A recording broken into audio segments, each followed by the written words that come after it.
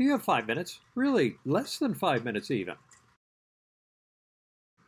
Back in 1991, there was a funny movie that came out called City Slickers that had Jack Palance and Billy Crystal and some others in it. But in it, at one point, Curly, the guy that was played by Jack Palance, made a comment to Billy Crystal's character that you need to find that one. To find that one. And the movie then goes on to help Billy Crystal's character find that one. I wonder what the Bible might do to help us with that. Hear these words from John. By this everyone will know that you are my disciples, if you love one another. One of the best known pastors, Christians, and I would argue even theologians of the last century was a gentleman by the name of Eugene Peterson. Many within the Christian community know him through his writings, most specifically his translation of the Bible called The Message. Eugene was a lovely, kind Christian man who happened to be a Presbyterian pastor, founded a church, and has often been referred to as the pastor's pastor. At one point in his life, Eugene was rather taken back when his son made a comment that said his dad had just one sermon.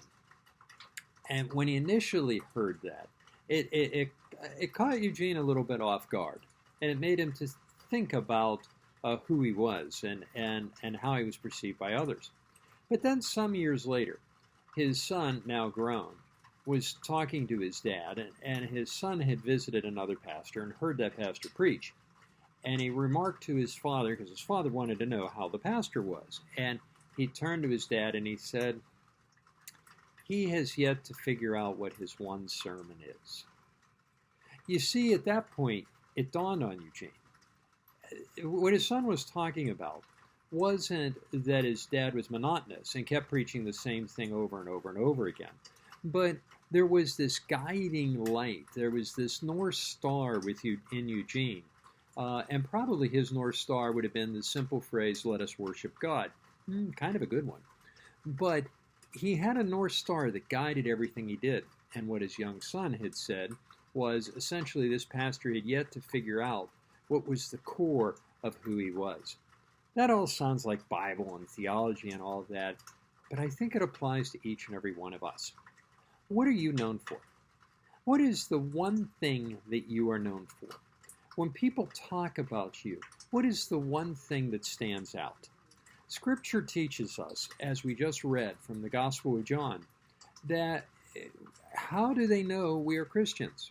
And it says we are known by our love for one another. They will know you are Christians by your love. So what is it that we can do that demonstrates that we are Christians? What is the one thing that can override everything in our lives, that when somebody talks about us behind our backs, becomes the one thing they talk about? Is it about our love for one another? Is it about our love of God and Christ? Is it about our kindness, our gentility? Is it about our justice and we're going to fight for what is right? Whatever it may be.